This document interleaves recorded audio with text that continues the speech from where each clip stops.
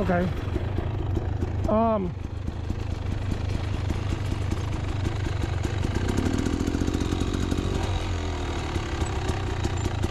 I think what I want to do is ride the beginning of the orange where we usually take a break, get on the perimeter road, and then turn left again on the other side of the pond to get back so I can get to that hill. Okay. You want me to lead then? I can do it, Eric. Okay, okay.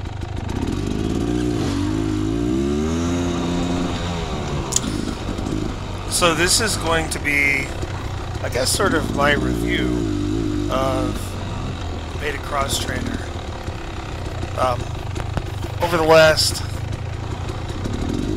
few weeks, I've been looking for maybe get a different bike to replace what I have. I've got a CRF 250RX, and for this kind of riding, like you see in the video, some of it is perfectly fine, but some of this stuff where it's a little more slower paced than this stuff where it's kind of tight. The bike's just it's got that kind of a twitchy throttle, kind of that on-off kind of throttle, and it's not the best for that. It's kind of like a light switch. That bike is great if you want to go fast and flowy stuff or open stuff, but it's not good for, or at least I'm not good enough rider, don't have good enough throttle control or whatever, for the more technical stuff, the slower stuff, the tight turns and whatnot. Anyway, my buddy that I was talking to there at the beginning, he's got, of course, is a Beta 300RR Race Edition, a Beta 200RR Race Edition. This XTrainer, then I got another friend who had the Beta 390RR Race Edition. It's a 4-stroke. And got another buddy that came out there with a Husqvarna 300. I don't know exactly, but it's the Enduro model. The Husqvarna version of the KTM 300 XCW. The last several weeks I've tried all of those bikes, and in addition rode my CRF 250RX just to make sure, and all those bikes, hands down, were much easier to ride out here in this stuff than my 250RX, especially in a place like this turn right here, kind of a bit of an S-turn where you turn right real sharp. You go up a little bit of a hill and then an immediate turn left. I was stalling a lot there. Just wasn't very easy getting through that on the 250RX. And all this stuff right here in the beginning. Now once it gets flowing, yeah, no problem. Any kind of slow corners or anything like that where I had to get off the throttle and then try to get back on the throttle, though it didn't like that. It liked to be open. And so it wasn't very good at this kind of stuff right here either. Or I'm just not a good enough rider to exploit it. So this XTrainer is what I rode first. I'm like, oh my gosh, this is so much easier to ride. And I rode the 300RR, which, you know, to be fair, it's my first time riding it. I'm not familiar with two-strokes. I liked the way the XTrainer's power was delivered. It's a lot more mellow. That 300RR Race Edition, I just kept having visions of me on my back on the ground and that bike up in the trees. It was like a Saturn V rocket. The XTrainer seemed pretty good. I mean, perfect engine. Let down by the suspension. This XTrainer I'm riding is completely bone stock, with the exception of it has a, you know, obviously the hand guards and it had a guard for the exhaust, but otherwise stock bike.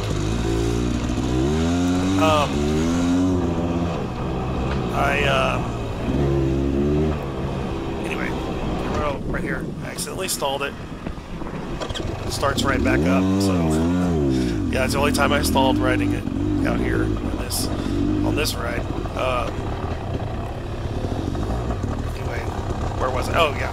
So anyway, XTrainer, first time I ever really rode a two-stroke. It was kind of eye-opening. The 300RR, maybe just a little bit more than I wanted. The 200RR Race Edition, I rode it. Loved the suspension and the frame. And if I were only going to be doing this kind of stuff, it'd be perfect for this kind of stuff. Where I found a weakness was a hill climb. And now the bike could have made it up if I would have been in the right gear. What I didn't like about it was the fact that it kind of opened my eyes to, like, if you're not perfect on that one, you know, the perfect gear selection or whatever, get yourself in a little bit of trouble. And that's kind of what happened. So I'd just gotten off the 200RR when I got on the XTrainer for this ride, just kind of like to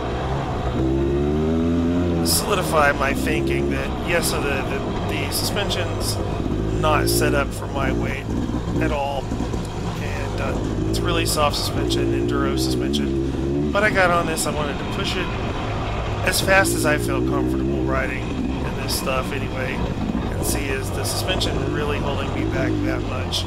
And honestly, no, it's not in this stuff anyway.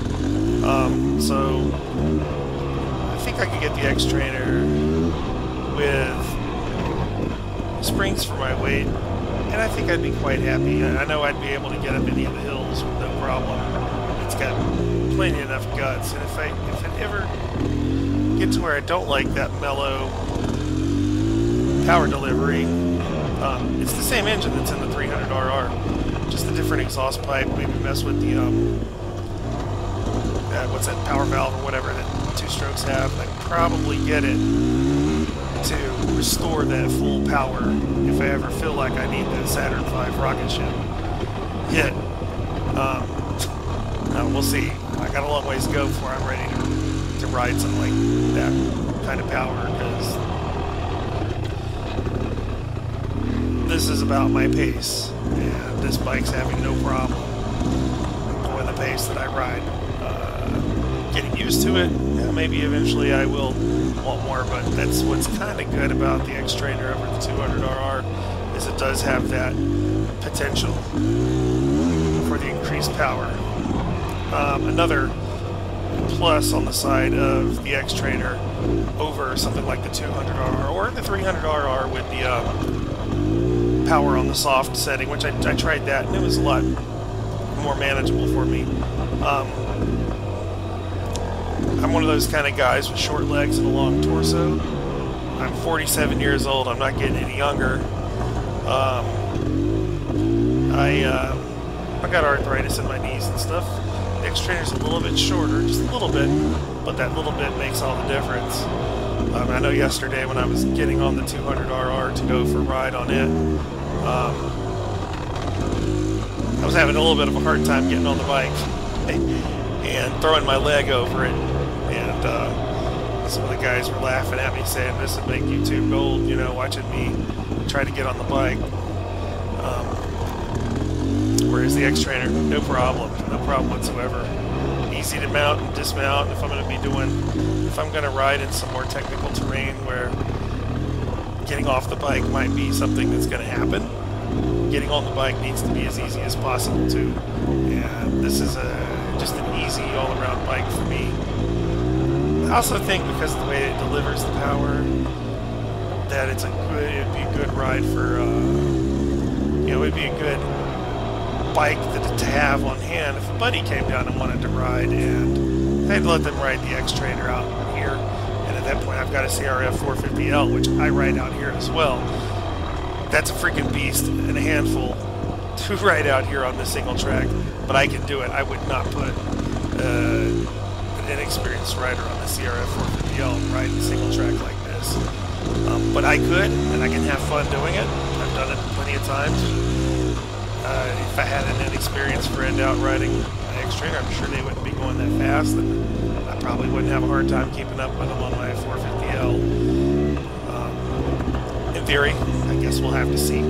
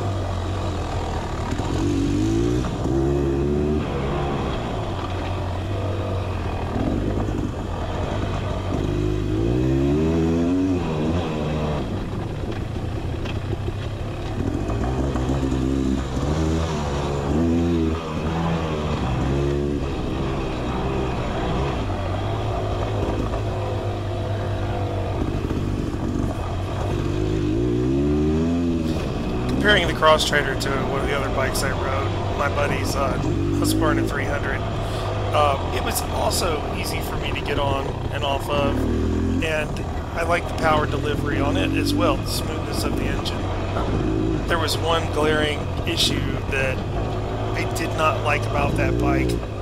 I couldn't stand the brakes on that bike.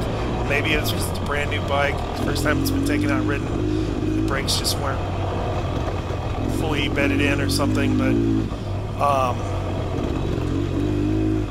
I know, like when I first started riding and I go and I hit that rear brake, I wanted to lock the tire up and it didn't happen, so then I had to grab a handful of front brake, and even that didn't do what I expected it to do, and any kind of braking I wanted to get out of that bike required a lot more effort. I know, like, what, Brembo brakes are supposedly the best in the business, but I had Nissan brakes on my Honda, and they've always been exactly how I want them to be. The Betas have the Nissan brakes, and I have absolutely no complaints with those brakes. The only bike I ever owned with Brembo brakes, believe it or not, was a freaking Ural, and that was that was the worst bike I've ever owned by far. And not anything to do with the brakes, but good brakes on another way. It's a really crappy bike. But, yeah, it's the only bike I've ever owned with Brembos. I've been happy with the Nissans on my Hondas, and so and this XTrainer, when I rode it the first time, hadn't been rode much, and the brakes always worked exactly as expected. So yeah, I know, like right now there's really good deals on some 2023 gas and Husqvarnas and KTMs if you can still find them. They're practically giving them away, but I just couldn't because of that brake. It was an instant no-go for me. Well, no pun intended. Yeah, because brakes are supposed to make your bike no-go, but the brakes didn't work. So I won't go with it. I can't go with one of those. Maybe the KTM has the Brembo brakes, but yeah, I haven't really seen any of those around.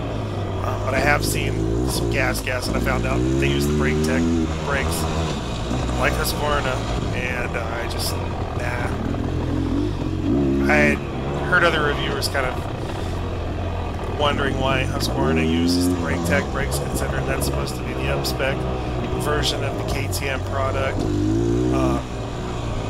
And I had forgotten all about that until I rode the Husqvarna and I tried using the brakes, and I was like, what happened to the brakes? And then I remembered, oh yeah, that was one of the complaints I've heard about from people who have reviewed the Husqvarna bikes, and then when I looked into it, gas uses it too, so I think given that puts me right back into the Beta, the XTrainer. Just, it seems like a spring or two for perfection for the riding I'm doing out here. I think it's gonna, the engine's good enough that it'll be versatile enough that I can ride it in this kind of stuff, and some stuff that's got more hills and what, that maybe the 200RR might be a little bit of an issue given my weight. No, I weigh too much maybe for the 200RR. I don't want to say that any numbers, but I'm a big old boy, let's just put it that way.